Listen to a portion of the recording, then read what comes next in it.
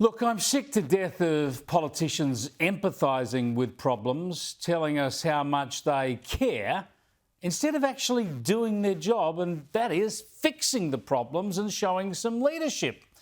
I've been warning about anti-Semitism on this program since Monday, October the 9th last year. The sickening rise of anti-Semitism in this country has reached such a level that Jewish Australian school kids in Melbourne have had this vile and violent slogan smeared across their school, a place that's supposed to be a safe haven of friendship and learning. It's acceptable to have hatred being used as a way of terrorising school children. This school was set up 75 years ago by Holocaust survivors, and their intention was to create a school that was safe for Jewish people, and unfortunately that's as true now as it was 75 years ago. What a trauma for the Jewish Australian community, and what a tragedy for our nation that we're seeing bigotry, hate and intimidation at this level. And so we get the federal government wringing its hands, the Deputy Prime Minister turning up at Mount Scopus campus today. The sorts of words that we saw written on the walls of this school have no place in our society. And it is critically important that at this moment the nation stands up against this anti-Semitism, which is why we are here today. OK, fair enough. But isn't that the least the government could say? What's it done? The lack of leadership, the spinelessness started way back in October when we saw this at the Opera House.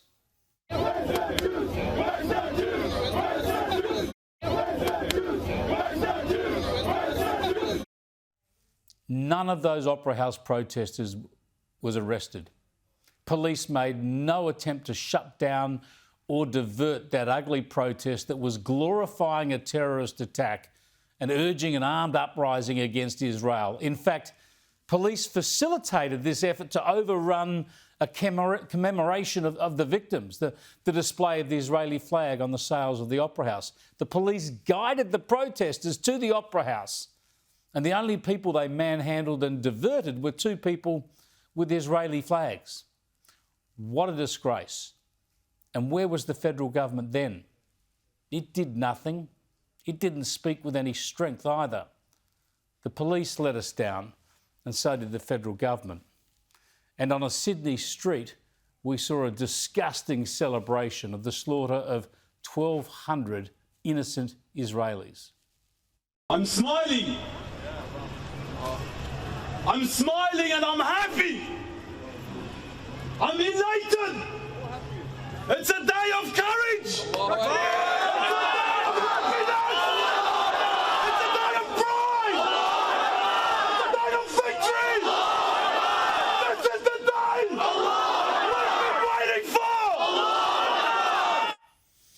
Just unspeakable, isn't it? Just intolerable. That is hate speech. But there were no arrests. There was no police action.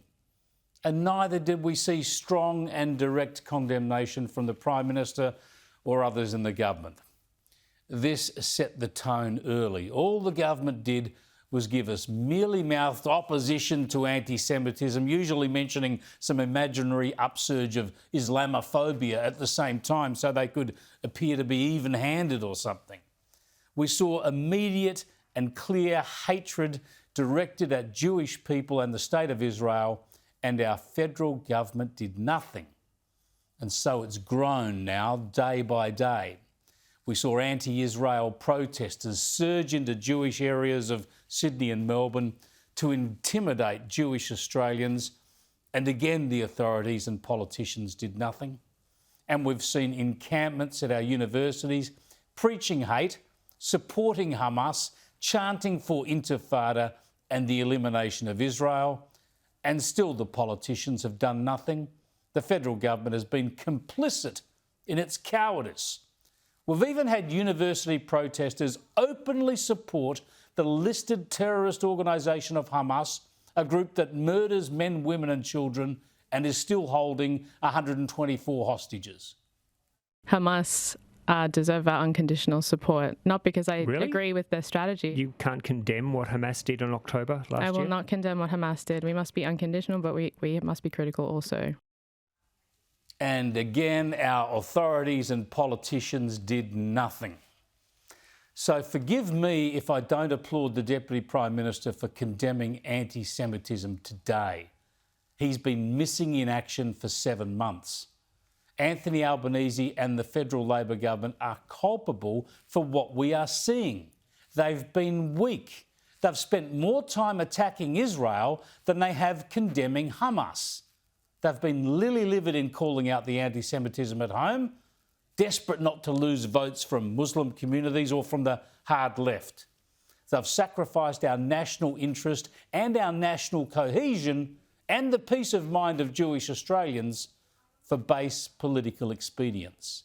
This is weak, this is wrong, and this is dangerous. And the Prime Minister needs to correct it, and fast.